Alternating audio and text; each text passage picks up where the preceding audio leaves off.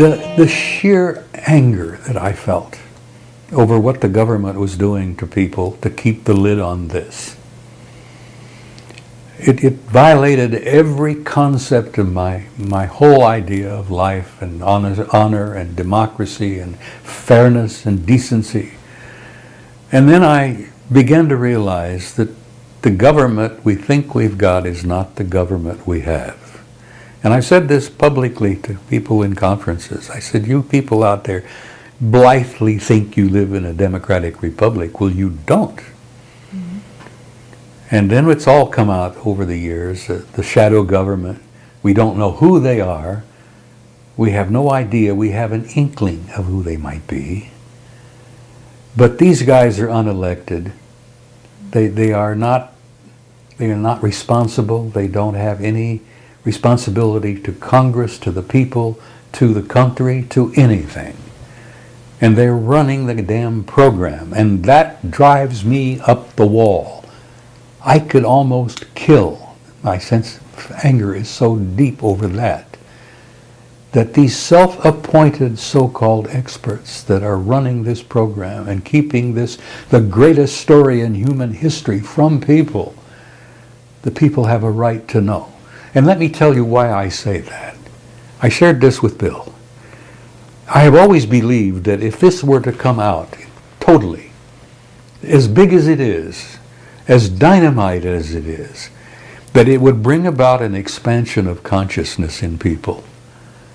That we would stop thinking of ourselves as Muslim, Christian, Jew, whatever. We would think of ourselves as human beings from one little tiny planet on the edge of a middle-class, mid-sized galaxy. And that knowledge in itself would bring us together as a species and as a race. And I thought, that is our survival. If we can bring ourselves together and think of ourselves as one race, one people. Mm-hmm. This knowledge that we're not alone and we've never been alone, I think would do that.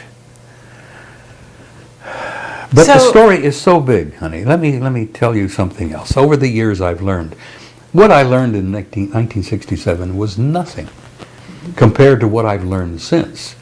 Over the years, digging in, talking to people in high positions, people who would, sit at a conference and say, hey, let's sit down and talk. Just let me tell you what I just learned. I've almost come to the conclusion that the story is so damn big that the government may be right. That the mass of people can't deal with it. How do you tell people that this species, this race that we are all a part of, is a hybrid race? That we were genetically created by an extraterrestrial intelligence? How do you tell them that? Carefully. You look around and you tell them carefully, depending on where you are. Now, if you're in Baghdad talking to some Sunnis or Shia, you don't even bring the damn subject up. How do you tell them that every major religion on the planet has been initiated and orchestrated by extraterrestrial intelligence? How do you tell Christian fundamentalists that that lovely man from Galilee 2,000 years ago was a part of that program? Mm-hmm. You don't tell them that unless you've checked the exits and know how the hell you can run and get out of the house. Okay, you don't bring these subjects up. How do you tell them, for example, that this contact and these abductions is that the genetic program is still underway? That these people that are pulled out of their bedrooms and their automobiles at night and are examined and samples taken and all, and it is shocking to them, and it is frightening to them, and it's harrowing to them. When they finally have to confront it, and maybe through hypnotic regression they have to deal with it, how do you tell them that that's part of the ongoing genetic development program? But how do you not tell them when they're in the millions, When there's so many of them out there right now that are just as aware as you are, and as I am, and Bill, and Marcia. I mean, we are not in the minority as much as we think we are. And that's the interesting problem, is that the government and what they planned to do all those years back when they were running the country, which they're not anymore, wasn't the best decision they made back then, and now it's the worst thing to keep the secret going. And you obviously believe that it's still important to wake people up. I still believe that there are great today. masses of people out there who can deal with it. You didn't fall to the floor sobbing when I just told you that this is a fact. This is not just my idea. Sure. These are facts that I have verification for. Okay. You see, I know that I've talked to people on the inside. I've had people come and share with me who are on the inside. I bet. And say, let me tell you. I've had military officers share with me. I had men working for me, he said, outside of Las Vegas, that when they were confronted with this, I had grown men with combat experience who broke down and cried like babies. He says, they can't deal with it. I've had to send these men off to another assignment somewhere. They couldn't deal with it. They came face to face with an alien and broke down and cried like babies. Now, okay, but you say you can deal with this, right? These are people that have bought into a certain mindset that a lot of people on the outside, and I mean the civilians, never bought into anyway. I mean, it just depends who you're talking to, but you and I know that we're in a world that is changing faster than anyone can even think. You're in a world that isn't at all what you think it is. Exactly. As I have said to you many times, you are living at the moment inside of, part of, one of the galaxy's finest, ripest zoological gardens. And if you think I've just told you you live in a zoo, you do live in a zoo. Now, I don't know how this deals with your sense of ego and your self-respect and who you think of yourself you are, but you're an animal living in a zoo. Now, how does a mass of people confronted with this reality going to deal with this? You're unusually enlightened and bright on this subject because I think you have informed yourself. Of course. You purposely tried to learn what it was all about. That's right. So you've taken little bits and pieces of this and absorbed them and digested them and chewed them and masticated them, and little bits and pieces at a time. Mm-hmm. So you got a pretty good smart there about what's really happening. And you're still walking around like a normal human being. Sure. But you're an exception. You know, I saw an audience filled with people like you when I spoke the last time in my last presentation. And I was speaking to what do they call it?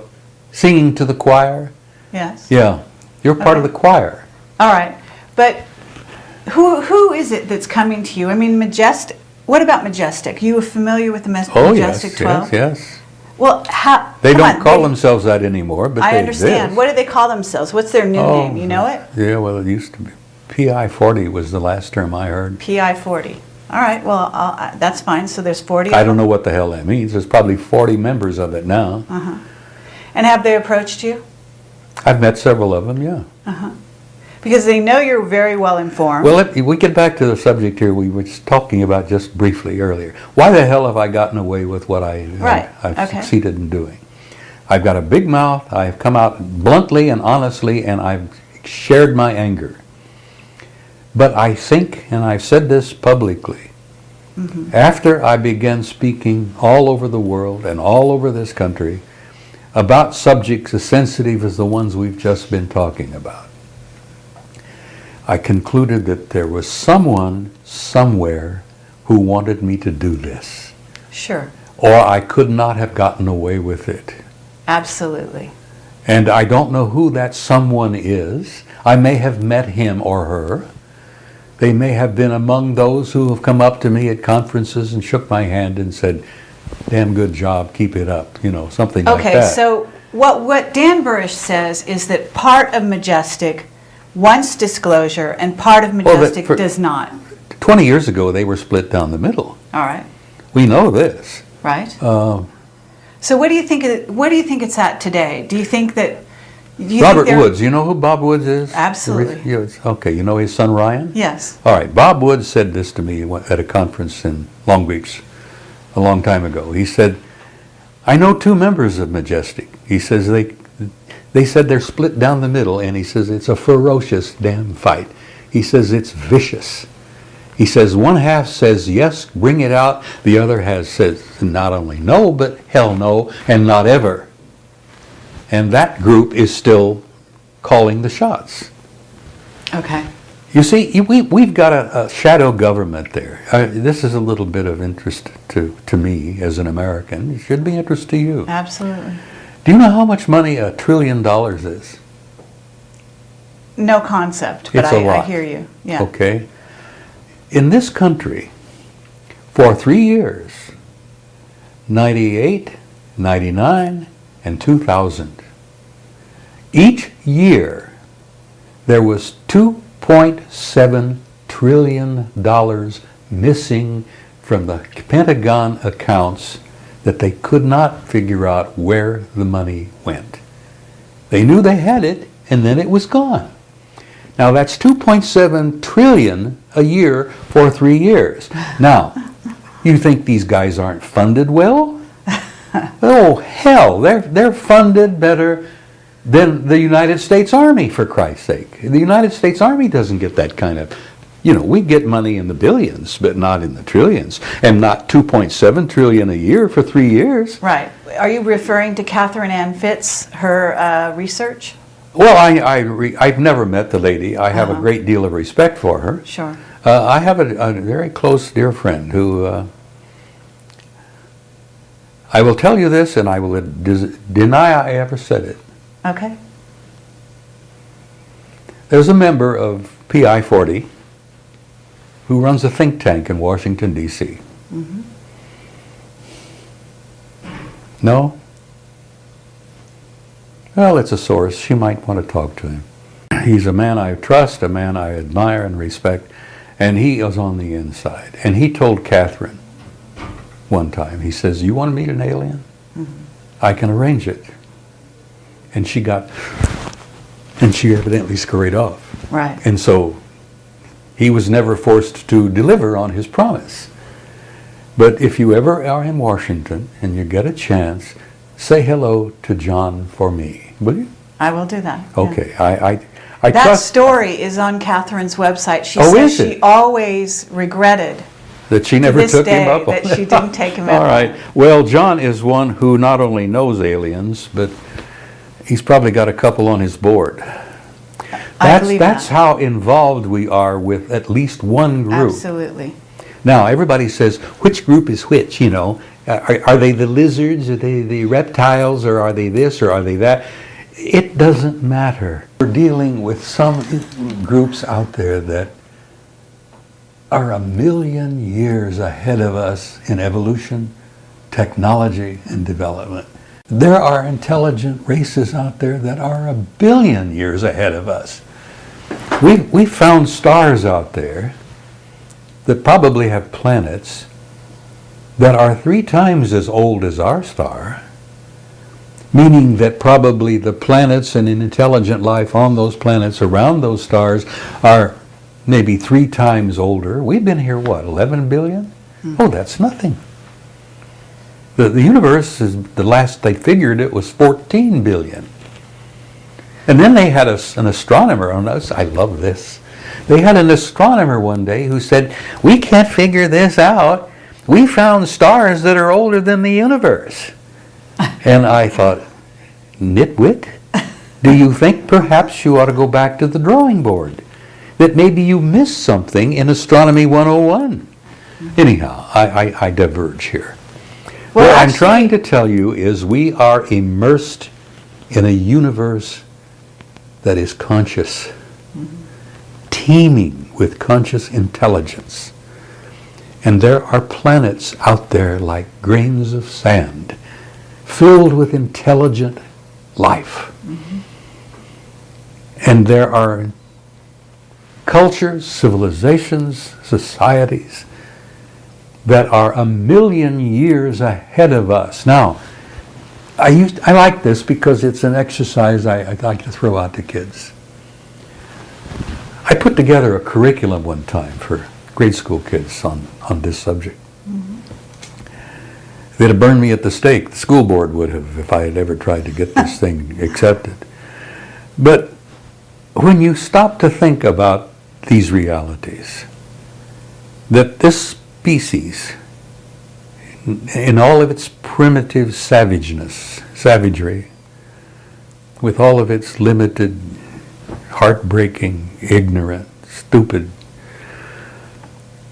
way of trying to go about life, that there are cultures and civilizations and societies out there that, if not perfect, have reached a level so far beyond what we have here. And that I know this, and I sense this, and I feel this in my gut. And that's why I pick up the paper and I read the latest garbage. And the killings, and it's no wonder that I have not become a recluse. I cannot live in that world anymore.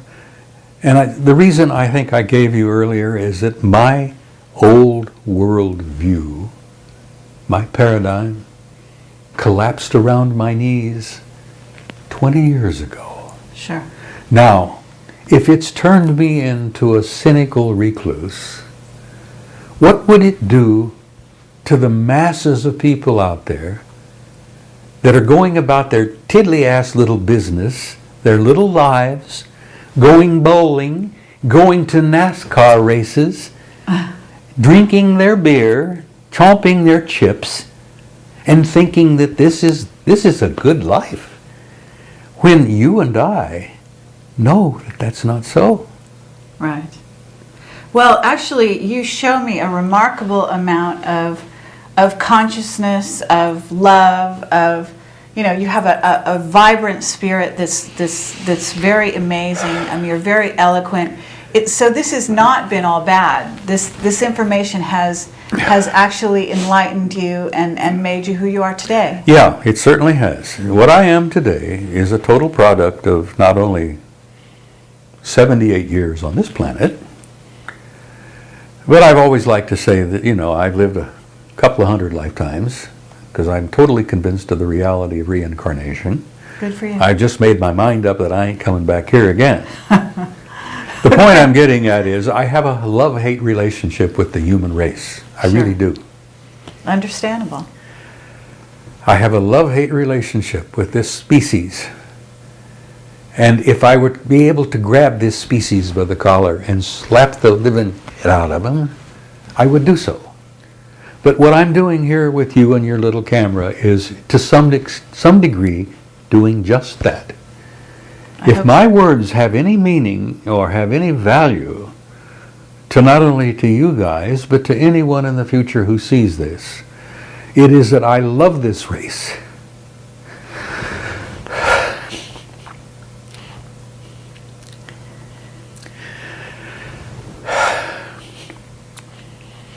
I've been a part of it for 78 years this time.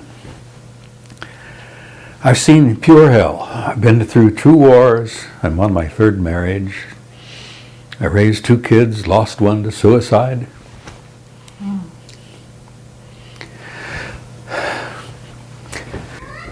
I've seen things in this life that have affected me a lot. But you see, I know. And don't tell me and don't ask me to explain exactly how I know and how much I know, because I have never shared this before, but I have been contacted.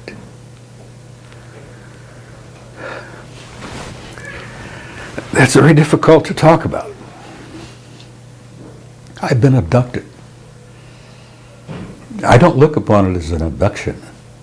I look upon it as an invitation, and I've been aboard some of those ships several times. I've had even friends come up to me and say, "Oh my God."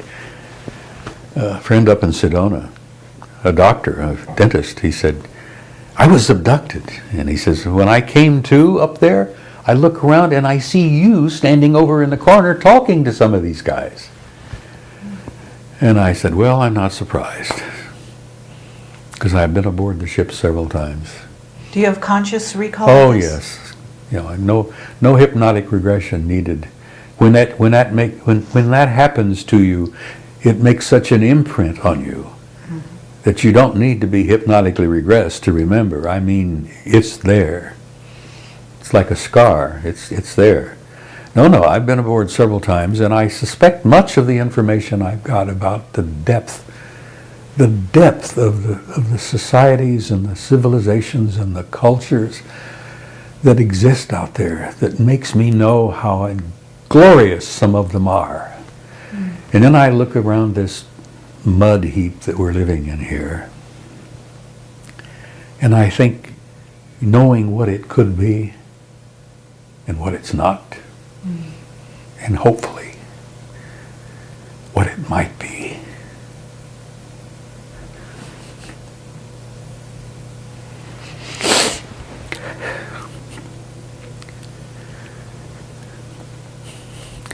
I've touched a nerve here. I've touched a nerve in that I have shared some things with you that I have seldom shared with anybody except the lovely lady I lived with.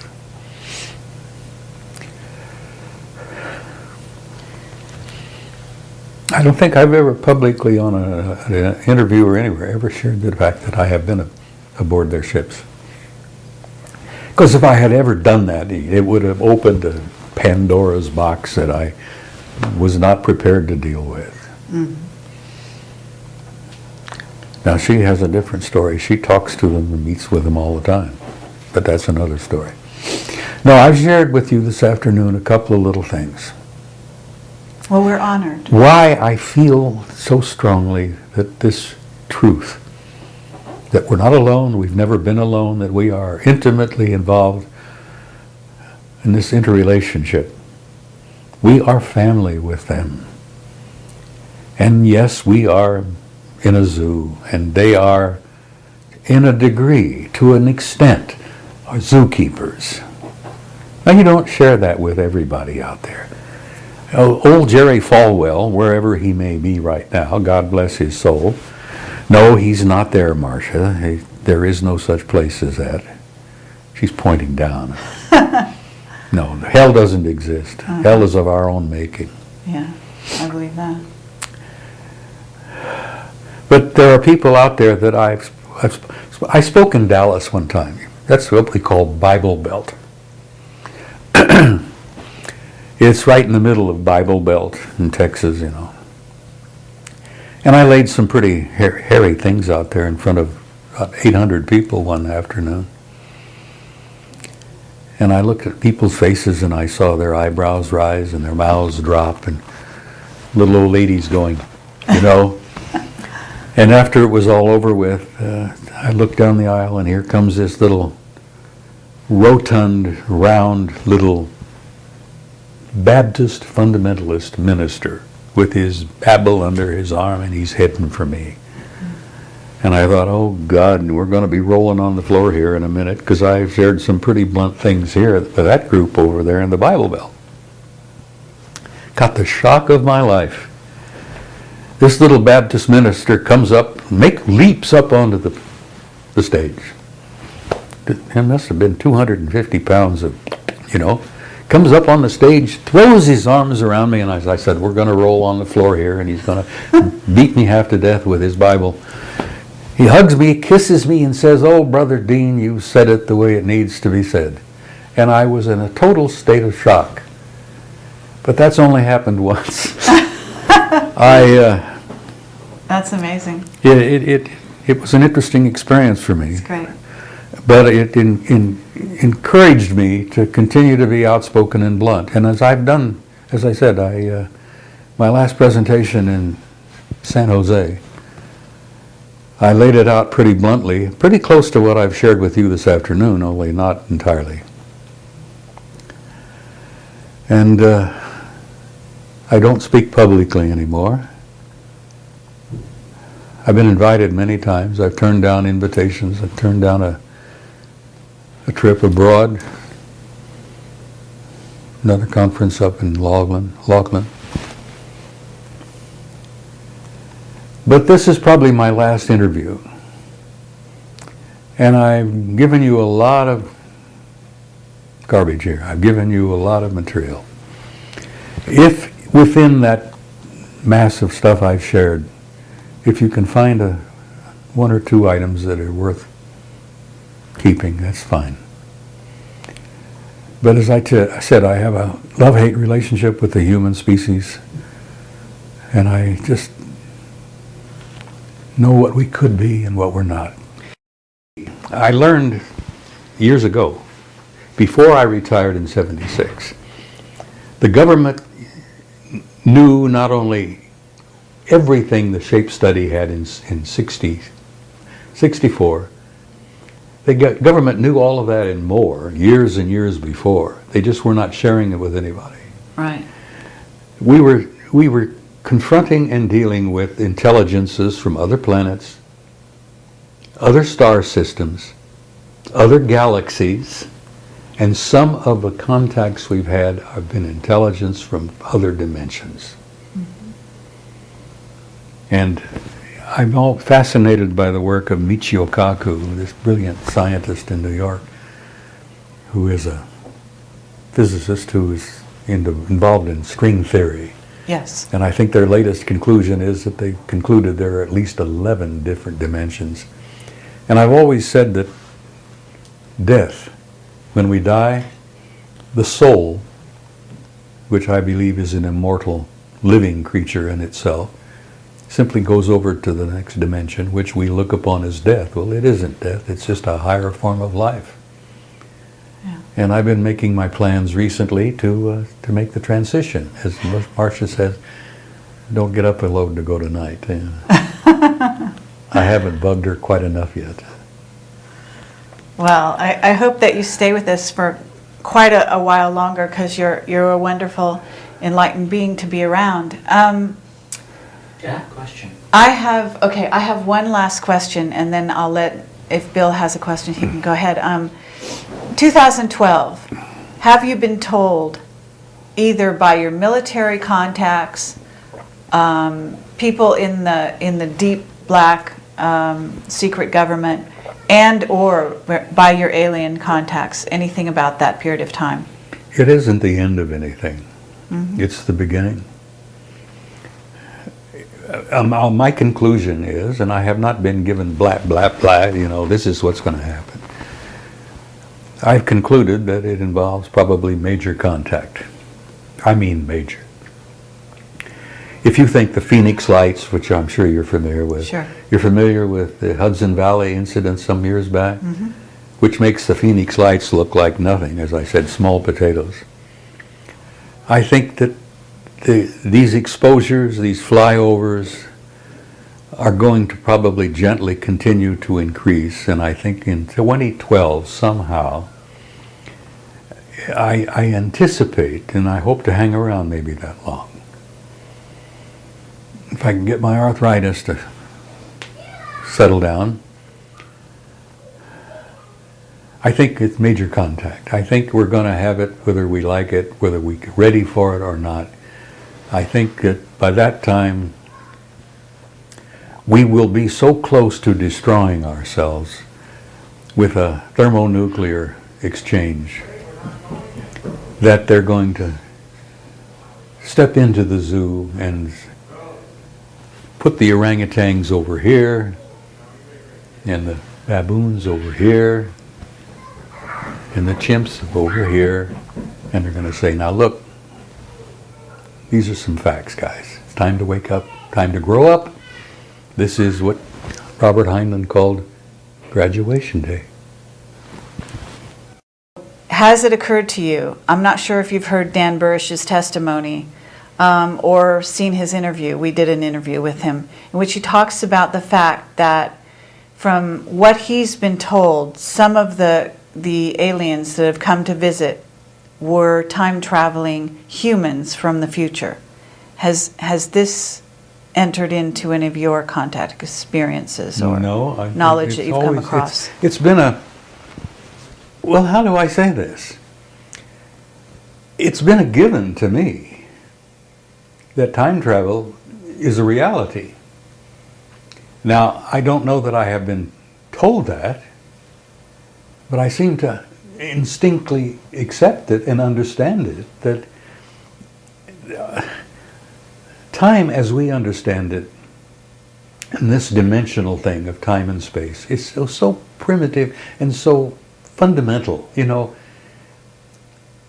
time is infinite, space is infinite, and time and space is connected so deeply involved together that time travel is just accepted. It's a given.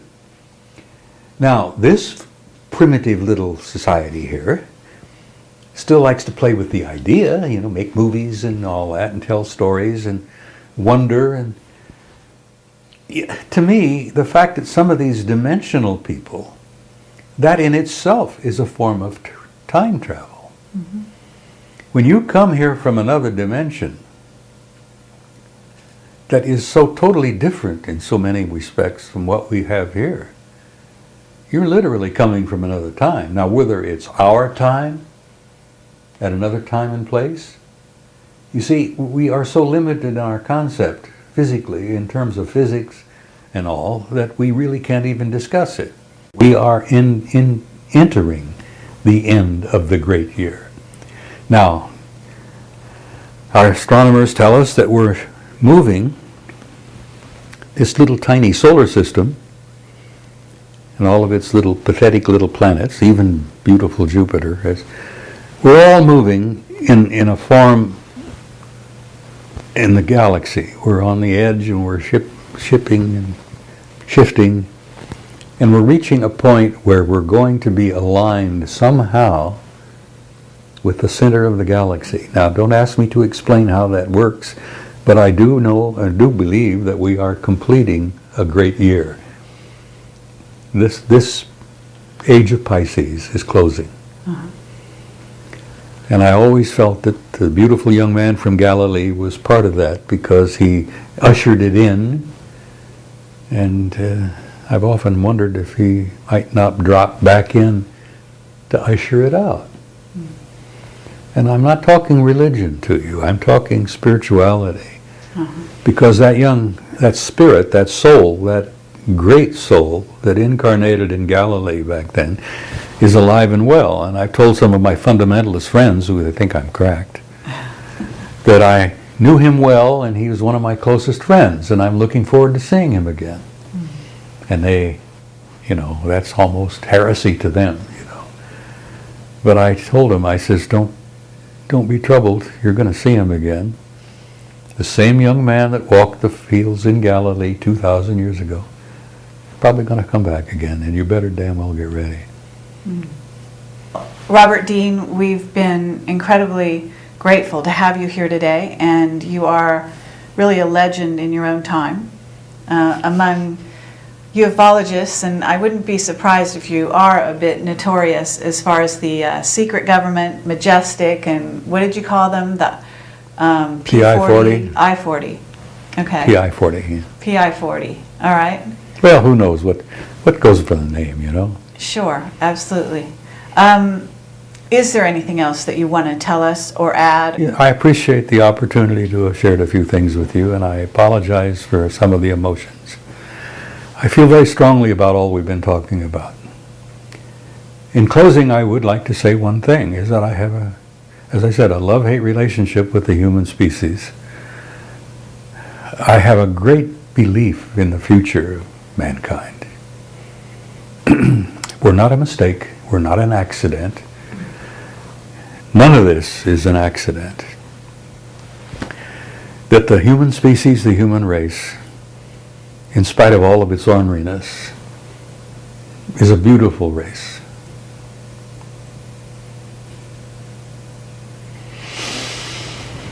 And it has a future.